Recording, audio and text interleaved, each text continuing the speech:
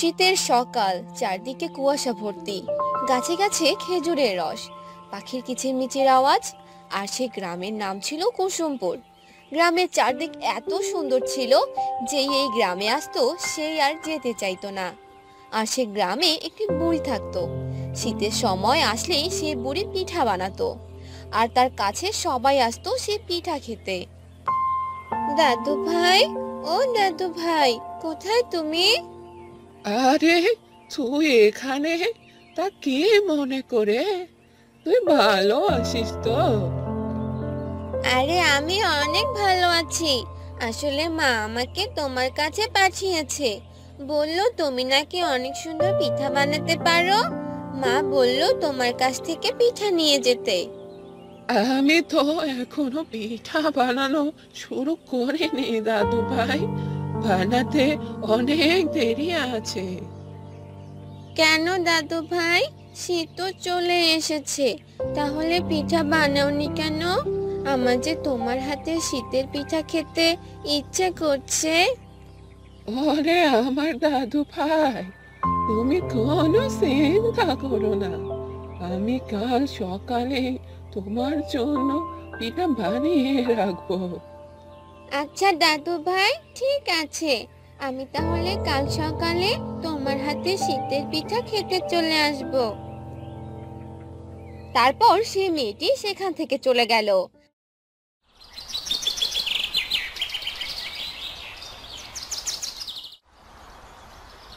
আর পরের দিন সকালবেলা মেয়েটি আজকে আমার কাছে পিঠা খেতে চেয়েছে। যাই, আমি বরং ওর জন্য কিছু পিঠা বানিয়ে ফেলি। এই বলে বুড়ি রান্নাঘরে গেল পিঠা বানাতে। আর পিঠা বানানোর সবকিছু তৈরি করে নিল। আর তারপর পিঠা বানাতে লাগলো। আর সেই সময় বুড়ির বাড়ির সামনে দিয়ে একটা লোক যেতে লাগলো। আর বুড়ির হাতে সুস্বাদু পিঠার গন্ধ শুনতে পেল। আহ, কি গন্ধ! আহ, কি দারুণ! মনে হয় বুড়িমা পিঠা রান্না করছে। যাই, একটু গিয়ে দেখি। এই বলে লোকটি বুড়ির ঘরের সামনে আসে আর বুড়িমাকে ডাকতে থাকে। আরে বুড়িমা, কোথায় তুমি?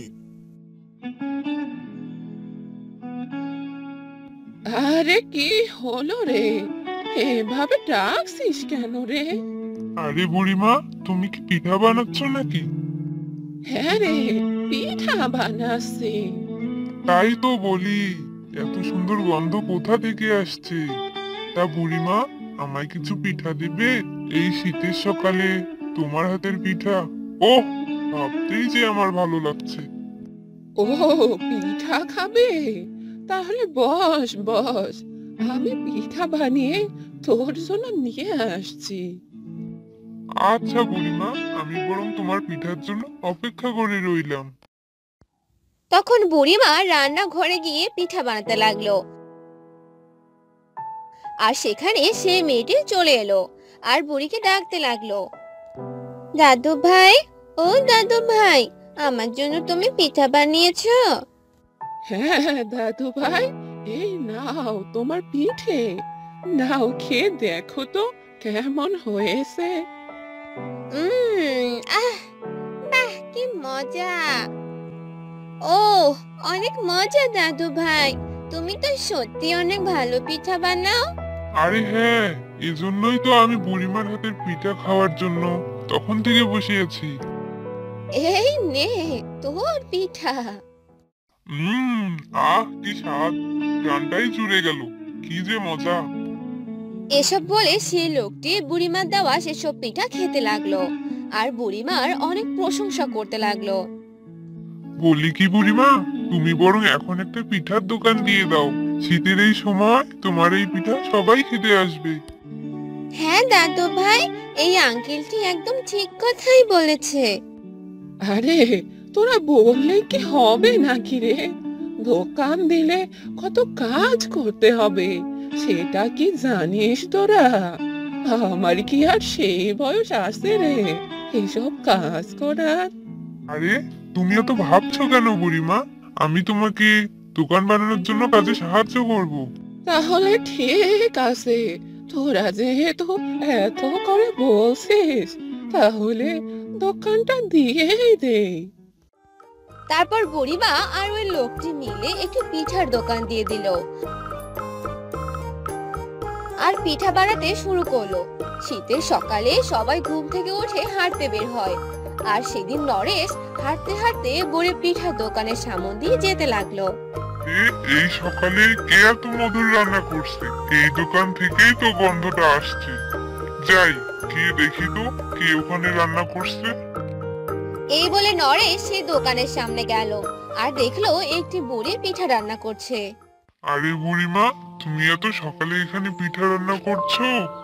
আর তোমার পিঠার গন্ধ তো চারিদিকে ছড়িয়ে পড়েছে। একটা খেয়েও তো দেখো কেমন হয়েছে। হ্যাঁ হ্যাঁ বুড়িমা, তুমি একদম ঠিক কথাই বলেছো।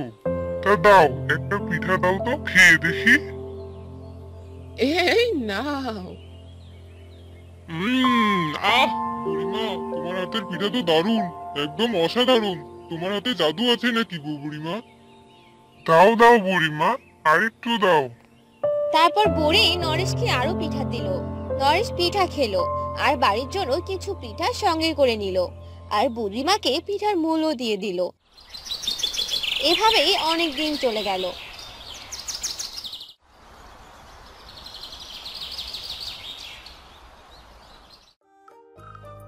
শীতের সকালে বুড়ির হাতে পিঠা খাওয়ার জন্য সকলেই বুড়ির বাড়ির সামনে চলে এলো। আরে বুড়িমা, কোথায় গেলে তুমি? তাড়াতাড়ি এসো। আরে কি হয়েছে রে, এত ডাকছিস কেন? আরে বুড়িমা, তুমি পিঠায় কোনো জাদু দাও নাকি? আমার মেয়ে তোমার হাতের পিঠা খেয়ে পাগল হয়ে গেছে। এখন তাড়াতাড়ি আমাকে পিঠা দাও তো, আমার মেয়ে পিঠা খেতে যাচ্ছে।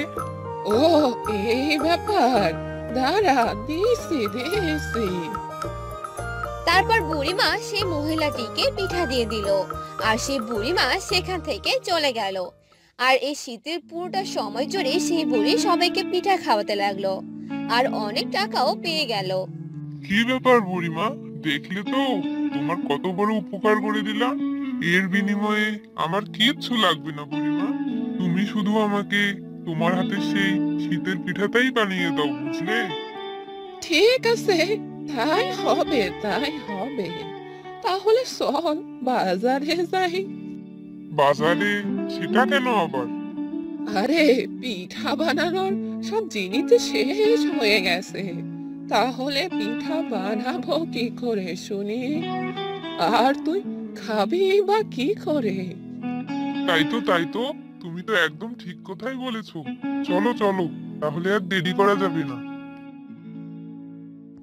তারা দুজনে মিলে বাজারে গেল আর সব জিনিসপত্র সব নিয়ে এলো, আর বুড়ি পিঠা বানাতে লাগলো আর সবাইকে খাওয়াতে লাগলো। আর এভাবেই সবাই বুড়ির হাতে শীতের পিঠা খেয়ে মুগ্ধ হয়ে গেল, আর বুড়ি সুখে শান্তিতে থাকতে লাগলো। একদা এক গ্রামে বাস করত কান্তা, তার বাবা ও মায়ের সাথে। কিন্তু এক দুর্ঘটনায় কান্তার বাবা মারা যায়, আর তারপর থেকেই কান্তাকে তার মা কবিতা অনেক কষ্ট করে বড় করে তোলে এবং কান্তাকে পড়াশোনা করাতে থাকে। আর কান্তা পড়াশোনার পাশাপাশি তার মায়ের সাথেও কাজে যেত, কারণ কবিতা অন্যের বাড়িতে কাজ করে তার সংসার ও মেয়ের সমস্ত খরচ চালাতো। মা, আজ কাদের বাড়িতে যাবে তুমি?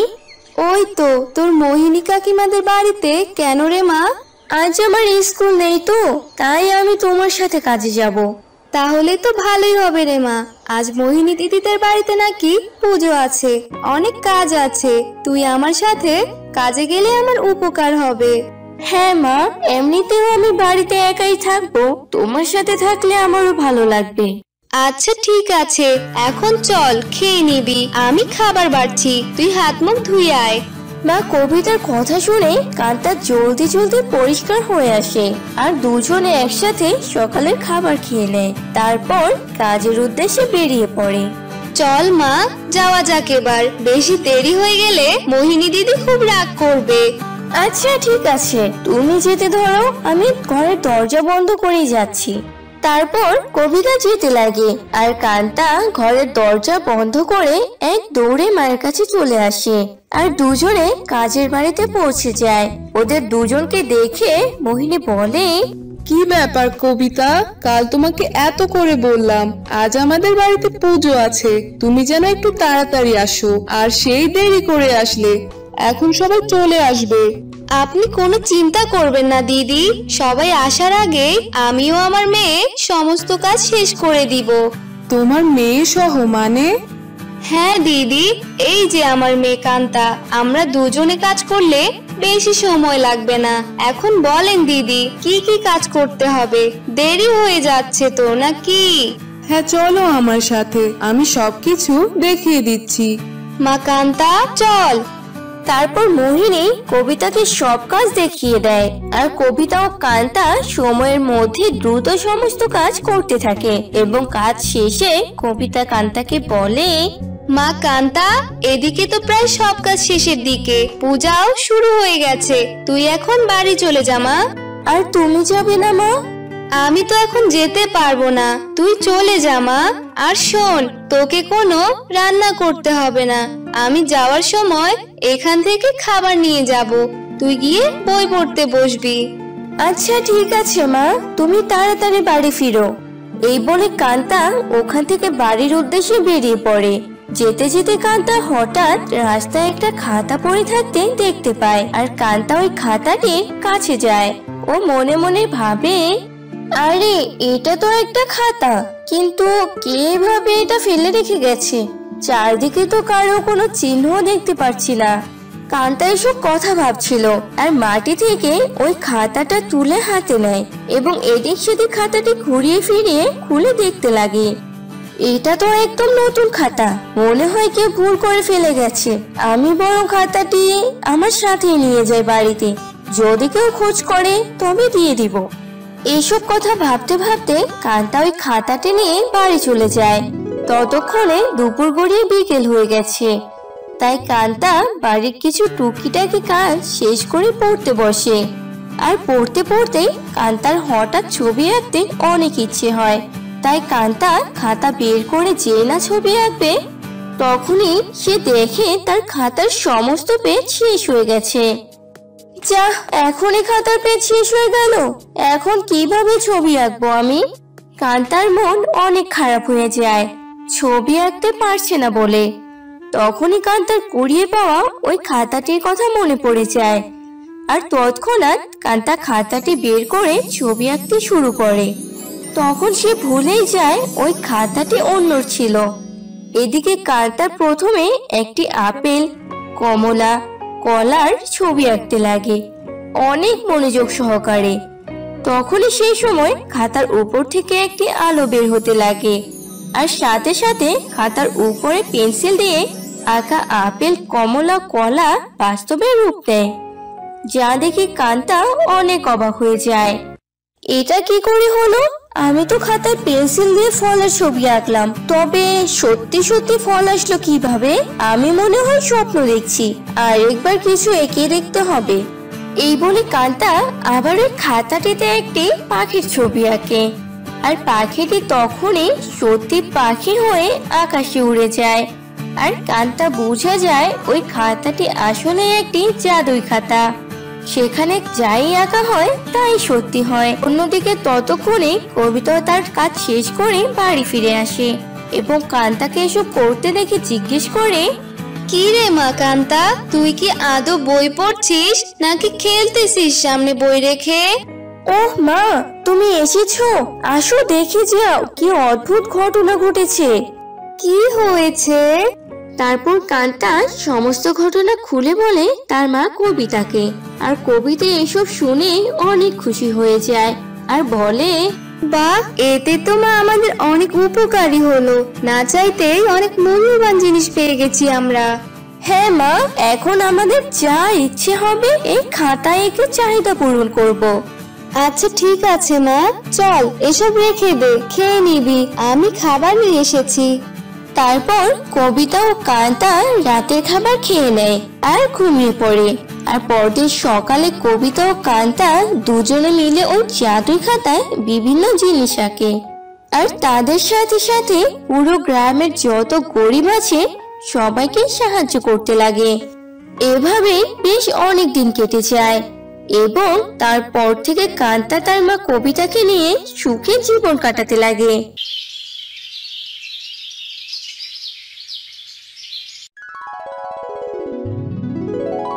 রামপুর গ্রামে একটি ছোট গ্রামে বাস করত গোপাল তার বউ মোহিনীকে নিয়ে, এবং তাদের বাড়ির পাশেই তাদের প্রতিবেশী মোহন তার বউ বিনাকে নিয়ে থাকতো। তারা দুজনেই সবজি চাষ করত, কিন্তু দুজনেই মনের দিক থেকে একদম আলাদা ছিল। গোপাল অনেক সৎ ও ভালো মনের, আর অন্যদিকে মোহন লোভী প্রকৃতির, উপরে উপরে ভালো ব্যবহার দেখায় আর মনে মনে হিংসেতে ভরা। তুমি এসব কি ধরনের সবজি চাষ করেছো বলো তো? কোনো উন্নতি দেখছি না। কেন, কি হয়েছে? কি হয়েছে তুমি এখনো বুঝতে পারছো না? ওই গোপাল দাদার সবজির জমি দেখেছো একবার? কত সুন্দর ফলন। তুমিও তো গোপাল দাদার মতো চাষ করতে পারো, তবে আমরাও একটু ভালো দাম পেতে পারি। এই কথাটা তুমি একদম ঠিক বলেছো। গোপালের সবজি ক্ষেত দেখলেই তো মন ভরে যায়। আমিও তো ওর মতো করে সবজি চাষ করি, কিন্তু তবুও কেন জানি না আমার জমিতে ফলন ভালো হয় না। একটা কথা বলি কি আমি, তুমি একবার গোপাল দাদার সাথে পরামর্শ নিয়ে আসো, দেখো কোনো উন্নতি করতে পারো কিনা। কি বলছো তুমি এসব? আমি এখন এই সামান্য সবজি চাষের পরামর্শ নিতে ওই গোপালের কাছে যাব? তোমার মাথা কি আদৌ ঠিক আছে? কোনো ভুল কি বললাম? একটা কথা মনে রাখবে, কিছু পেতে হলে কিছু দিতে হয়। আমার কথা শোনো, এতে তোমারই লাভ। আচ্ছা, তুমি যখন এত করে বলছো তাহলে কাল একবার না হয় যাবো গোপালের বাড়িতে। মোহন নিজেকে অনেক বুদ্ধিমান ও অহংকারী মনে করে, গোপালকে সব সময় নিচু চোখে দেখে।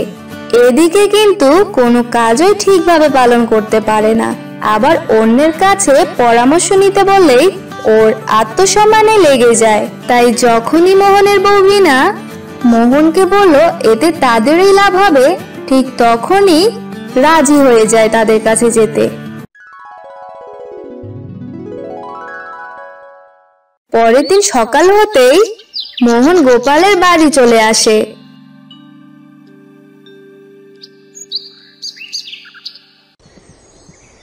গোপাল, বাড়িতে আসো ভাই, একটু কথা ছিল তোমার সাথে। মোহনের ডাক শুনে প্রথমে গোপালের বউ মোহিনী বাইরে বেরিয়ে আসে আর বলে, আরে মোহন দাদা, আপনি আসেন, ভিতরে আসেন। বসবো না ভাবি, গোপাল বাড়িতে আছে কি? হ্যাঁ দাদা, আছে, আপনি একটু দাঁড়ান, আমি ওকে ডেকে দিচ্ছি। তারপর মোহিনী গোপালকে ডেকে দেয়। আরে মোহন ভাই, কি ব্যাপার আজ হঠাৎ করে আমার কাছে, কি মনে করে? আসলাম তোমার কাছে কিছু সবজি চাষের পরামর্শ নেওয়ার জন্য। তুমি তো দেখছোই আমার ফসল চাষের কি অবস্থা। এত চেষ্টা করছি ভালো সবজি আনার জন্য, তবুও কোনোভাবে হচ্ছে না। হ্যাঁ দেখছি তো, এখন আমি তোমাকে কিভাবে সাহায্য করতে পারি বলো, আমি চেষ্টা করব। তুমি কিভাবে তোমার ফসল চাষ করছো? আমি কোনো উন্নতি আনতে পারছি না। আমাকে শুধু তুমি বলো, তুমি কিভাবে জমিতে সবজি রোপণ করো আর কি কি সার প্রয়োগ করো। আচ্ছা, আমি তো তোমাকে পরামর্শ দিতেই পারি, কিন্তু আমাকে সবটা ঠিকভাবে মনে রাখতে হবে। আচ্ছা, তোমাকে এসব নিয়ে ভাবতে হবে না, তুমি শুধু বলে যাও।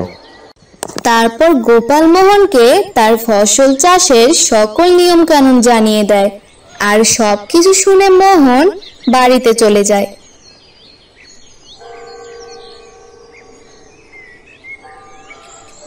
এবং গোপালের কথা মতোই সবজি চাষ করতে শুরু করে দেয়। এদিকে গোপালও তার জমিতে বিভিন্ন প্রকারের সবজি চাষ করতে থাকে, আর এভাবেই বেশ কয়েকদিন কেটে যায়। কিন্তু আবারও মোহন তার জমিতে ভালো ফসল উৎপাদন করতে পারে না। আর অন্যদিকে গোপাল আগের মতোই ফসল চাষের জন্য অনেক ভালোই মুনাফা লাভ করে, যা দেখে মোহন প্রচন্ড রেগে যায় আর তার বউ বিনাকে বলে, বিনা, তুমি তো সেদিন জোর করে আমাকে ওই গোপালের বাড়িতে পাঠালে, পরামর্শ নেওয়ার জন্য। কিন্তু দেখো ওই গোপাল আমাকে ভুল পরামর্শ দিয়ে কিভাবে বোকা বানালো। সেটাই তো দেখছি, গোপাল দাদা যে এমনটা করতে পারে ভাবতেও পারিনি। কত ভালো একজন ভাবছিলাম ওনাকে, আর উনি আমাদের ক্ষতি করে দিল। আমি তো ওই গোপালকে কখনোই ক্ষমা করব না। এবার দেখি গোপাল ওর ফসল কিভাবে তোলে। তারপর মোহন এবার প্রচন্ড রেগে যায় গোপালের উপর, কারণ মোহনের মতে গোপাল তাকে সঠিক পরামর্শ দেয়নি, তাই গোপালের ক্ষতি করবে সেই সুযোগে বসে থাকে। অন্যদিকে গোপাল তার ফসলের উন্নতি দেখে অনেক খুশি হয়ে যায়।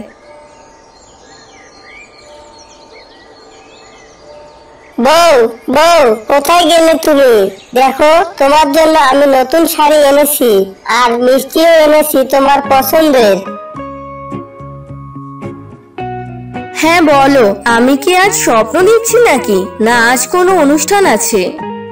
আরে না, আজ সবজির ভালোই দাম পেয়েছি, তাই ভাবলাম তোমার জন্য একটা শাড়ি কিনে নিয়ে আসি। আর তুমি তো মিষ্টি খেতেও অনেক ভালোবাসো। হ্যাঁ বুঝলাম, আর যাই হোক না কেন, তুমি শাড়িটা অনেক সুন্দর পছন্দ করতে পারো, আমার খুব ভালো লেগেছে। মাঝে মধ্যে আমিও বুঝতে পারি তুমি কি চাও। এখন শুধু একটাই প্রার্থনা ভগবানের কাছে, এভাবেই যেন সারা জীবন তোমার মুখে হাসি ফোটাতে পারি, আর সবজি চাষে উন্নতি আনতে পারি। তুমি পারবে, আমার সে বিশ্বাস আছে। ভগবান এখনো পর্যন্ত আছে, কখনো নিরাশ করেনি আর করবেও না। হ্যাঁ, তাই যেন হয়। অন্যদিকে মোহন তো গোপালের সর্বনাশ করার জন্য ওত পেতে আছে। আর পরবর্তীতে গোপাল যখন আবার জমিতে ফসল চাষ করে, এবং তখন মোহন ভাবে, এবার আমার সেদিন সেই সময় চলে এসেছে, আজ রাতে আমাকে যা করার করতে হবে। যেই বলা সেই কাজ। মোহন ওই রাতের মধ্যেই বাজার থেকে নিয়ে আসা বিষাক্ত রাসায়নিক দ্রব্য নিয়ে গোপালের জমিতে যায়, আর পুরো সবজি খেতে ছিটিয়ে দিয়ে বাড়ি ফিরে আসে।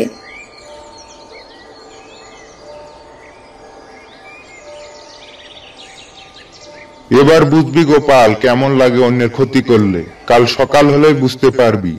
তারপরের দিন গোপাল যখন তার জমিতে যায়, তো তখন তার জমির অবস্থা দেখে তার মাথায় হাত পড়ে। হায় হায়, এ কি সর্বনাশ হলো আমার! ভগবান কেন এমন ক্ষতি করলো আমার! আমাকে তো এবার পথে বসতে হবে। এই বলেই গোপাল তার জমির পাশে বসে পড়ে আর কান্না করতে থাকে, কারণ সে কি করবে এখন কোনোভাবেই বুঝতে পারছে না। অনেক চিন্তায় পড়ে যায়, আর বেশ কিছু সময় ওখানে জমির পাশে থাকার পর মন খারাপ করেই বাড়ি যেতে লাগে। তখনই হঠাৎ করে রাস্তায় এক বৃদ্ধ ভিখারির সাথে ধাক্কা খায়। দুঃখিত বাবা, আপনার লাগেনি তো কোথাও? আসলে আমি বুঝতে পারিনি। না বাবা, আমি ঠিক আছি। তোমার কি হয়েছে? তোমাকে চিন্তিত লাগছে মনে হয়। হ্যাঁ বাবা, অনেক চিন্তায় আছি। তারপর গোপাল ওই বৃদ্ধা ভিখারিকে সমস্ত ঘটনা খুলে বলে, আর সব শুনে বৃদ্ধা বলে, ও বাবা, এই ব্যাপার। তোমাকে আমি কিছু চিমের বীজ দিচ্ছি, তুমি এগুলো নিয়ে গিয়ে বাড়িতে রোপণ করো, আবার উন্নতি হবে, কোনো চিন্তা করো না। কিন্তু বাবা, তার জন্য তো অনেক সময় লাগবে। আচ্ছা ঠিক আছে, আমি তবুও চেষ্টা করে যাব। এই বলে গোপাল ওই বৃদ্ধর কাছ থেকে সিমের বিচি নিয়ে বাড়ি চলে আসে, আর বাড়ির উঠানে সিমের বীজ রোপণ করে দেয়। এবং পরের দিন, হ্যাঁ গো শুনছো, একবার বাইরে আসো, দেখো কি ঘটনা ঘটেছে। মোহিনীর চিৎকার শুনে গোপাল বেরিয়ে আসে, আর সিমের গাছ দেখে অনেক অবাক হয়ে যায়, কারণ সিমের গাছ একদিনে অনেক বড় হয়ে গেছে। আর এর থেকেও বড় কথা, সিমের গাছে সিম না ধরে আম ধরেছে। আরে বউ, এসব কি দেখছি আমি! সিমের গাছে সিম না ধরে আম ধরেছে, এটা কিভাবে সম্ভব? আমিও তো এসব কিছু বুঝতে পারছি না। আর একদিনেই কিভাবে সিম গাছ এত বড় হলো? আমার মনে হচ্ছে ওই ভিখারি তোমাকে জাদুই সিমের বীজ দিয়েছে। হ্যাঁ, তাই হবে। ভগবান আমাদের সাহায্য করছে। তুমি আম বিক্রি করে ভালোই টাকা উপার্জন করতে পারবে। হ্যাঁ, ঠিক বলছো। তারপর থেকে গোপাল ওই জাদুই সিমের গাছে ধরা আম বাজারে বিক্রি করে ভালোই টাকা ইনকাম করতে থাকে। আর ধীরে ধীরে সেই আম বিক্রির টাকা দিয়ে গোপাল একটি নতুন বাড়ি ও কিছু জমি কিনে নেয়। অন্যদিকে মোহন এসব কাহিনী দেখে নিজেই বোকা হয়ে যায়, কারণ মোহন গোপালের ক্ষতি করতে গিয়ে ওর আরো বেশি উপকার করে দিয়েছে। এই জন্য কখনো কারো ক্ষতি করতে নেই। বন্ধুরা, আমাদের আজকের গল্পটি তোমাদের কেমন লাগলো তা কমেন্টে জানিয়ে দাও। আর এমনই সব মজার মজার গল্প ও কার্টুন দেখতে আমাদের চ্যানেলটি সাবস্ক্রাইব করে বেল বাটনে চাপ দাও।